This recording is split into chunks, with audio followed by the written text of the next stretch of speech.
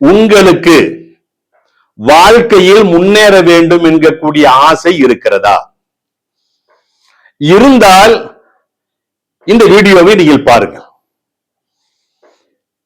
இந்த வீடியோவை பார்ப்பதற்கு முன்னதாக நீங்கள் வாழ்க்கையில் முன்னேற ஆசைப்படுகிறதா என்பதை முதலில் தீர்மானித்துக் கொள்ளுங்கள். அதற்குண்டான வழிகளை நான் சொல்லித் தருகிறேன்.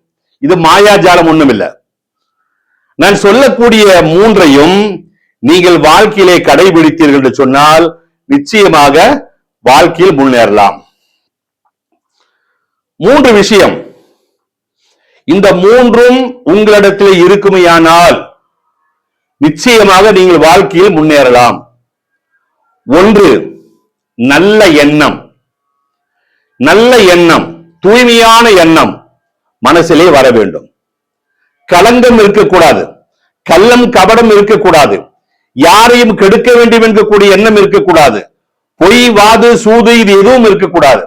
அப்படி இருந்தால் அதை இப்போது இந்த நிமிஷத்திலேயே ரிமூவ் செய்து விடுங்கள், டிலீட் செய்து விடுங்கள், மனதிலே இருந்து கலைந்து விடுங்கள். யாரை பற்றியும் கெட்ட எண்ணம் மனதிலே வரக்கூடாது. அது மாமனாரோ மாமியாரோ மருமகளோ பக்கத்து வீடோ யாரா இருந்தாலும் கெட்ட எண்ணங்கள் இருக்குமையானால் நான் வாழ்க்கையில் முன்னேற முடியாது. அப்படி வாழ்க்கையில் முன்னேற வேண்டும் என்கக்கூடிய ஆசை இருக்கிறதா? இருந்தால் நான் சொல்லுகின்ற பிரகாரம் செய்யுங்கள். ஒன்னாவது, நல்ல எண்ணம். யாரை பார்த்தாலும் எதை பார்த்தாலும் நல்ல எண்ணம் வர வேண்டும்.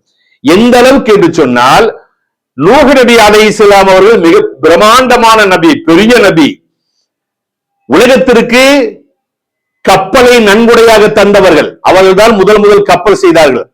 அப்படிப்பட்ட மிகப்பெரிய ஒரு நபி ஒரு நாயை பார்த்து என்ன சொன்னாங்க தெரியுமா? அல்லாஹ்வுடைய படைப்பிலேயே நீதான் மோசமான படைப்புன்னு சொன்னாங்க. அல்லாஹ்வுடைய படைப்பிலேயே நீதான் மோசமான படைப்பு என்று சொன்னார்கள். இது அல்லாஹ்வுக்கு பிடிக்கல. உடனே அல்லாஹ்வுல கண்டித்தான். நூஹே, என்ன நினைச்சுக்கிட்ட? என்ன நினைச்சு நீ அப்படி சொன்ன? நீ சொன்னது தவறு. உன்னை எந்த நோக்கத்திற்காக வேண்டி நான் படைத்தேனோ அதே நோக்கத்திற்காக வேண்டித்தான் அந்த நாயையும் நான் படைத்திருக்கிறேன். அல்லாஹு தஆலா உலகத்தில் வேஸ்டாக வீணாக எதையும் படைக்கவில்லை. ஆகவே நாயை பார்த்தாலும் கூட இது அல்லாஹ்வுடைய படைப்பு என்றுதான் நினைக்க வேண்டுமே தவிர அதை ஒரு மோசமான படைப்பாக எண்ணக்கூடாது. ஒன்று. இரண்டாவது, தாவூத் நபி அலைஹிஸ்ஸலாம் அவர்கள் தொழுது கொண்டிருந்தார்கள். தொழுது கொண்டிருக்கின்ற பொழுது அவர்களுக்கு முன்னால் ஒரு புழு இப்படி அரிச்சுக்கிட்டு இருக்குது. புழு அரிச்சு போகுது. அப்ப இவருடைய மனதில் என்ன எண்ணினார்கள் தெரியுமா? இந்த புழுவை எல்லாம் எதுக்குத்தான் அல்லாஹ் தஆலா படைச்சானோ என்று எண்ணினார்கள். இந்த புழுவை எல்லாம் எதற்குத்தான் அல்லாஹ் தஆலா படைச்சானோ என்று எண்ணினார்கள். உடனே தொழுகை முடிந்த உடனே தாவூத் நபிக்கு அல்லாஹ் தஆலா சொன்னான், ஓ தாவூதே, உன்னை என்ன நோக்கத்திற்காக வேண்டி இந்த உலகத்தில் படைத்தேனோ அதே போலதான் புழு பூச்சிகளையும் நான் படைத்திருக்கிறேன் என்று அல்லாஹ் தஆலா தாவூத் நபிக்கு சொல்லிக் கொடுத்தார். அப்படியானால் ஒரு புழு பூச்சியை பார்த்தாலும் கூட, ஒரு நாயை பார்த்தாலும் கூட கெட்ட எண்ணங்கள் வரக்கூடாது என்று சொன்னால் இன்னைக்கு நம்முடைய நிலைமை என்ன?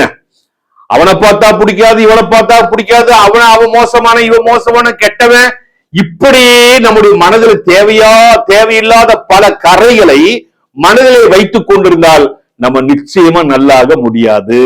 இது ஒன்னாவது. இரண்டாவது, இன்ஷா அல்லாஹ் நாளைக்கு பார்ப்போம். அஸ்ஸலாமு அலைக்கும் வரஹ்மத்துல்லாஹ்.